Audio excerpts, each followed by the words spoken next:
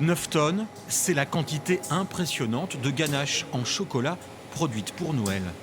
Donc là, vous pouvez trouver des bonhommes de neige qu'on fait. On les fait en noir, lait et blanc. On fait aussi des Pères Noël. Donc ça, c'est vraiment par ça qu'on commence dès fin de l'été.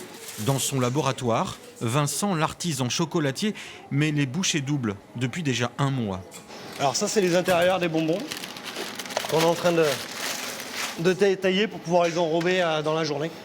Ça a été produit hier. Il y a eu le temps de cristallisation qu'il fallait. Donc maintenant, il n'y a plus qu'à les détailler, les enrober pour après pouvoir les mettre à la vente. À côté de la fabrication, c'est l'atelier emballage. La chocolaterie d'antan double ses effectifs pour les fêtes de fin d'année.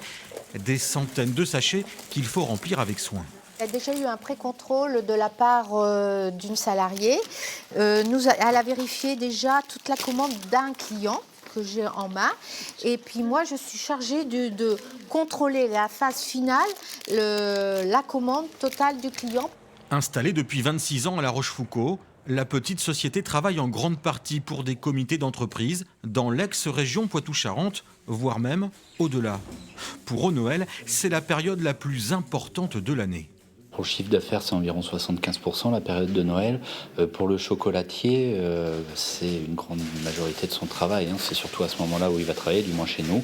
Et un petit peu la période de Pâques, mais vraiment la majorité du travail d'un chocolatier se fait à Noël. La semaine prochaine, c'est vraiment la très très grosse période de livraison. Mais par exemple, hier, j'ai fait environ 1200 km, Bourg, Châteauroux, Limoges, Confolens.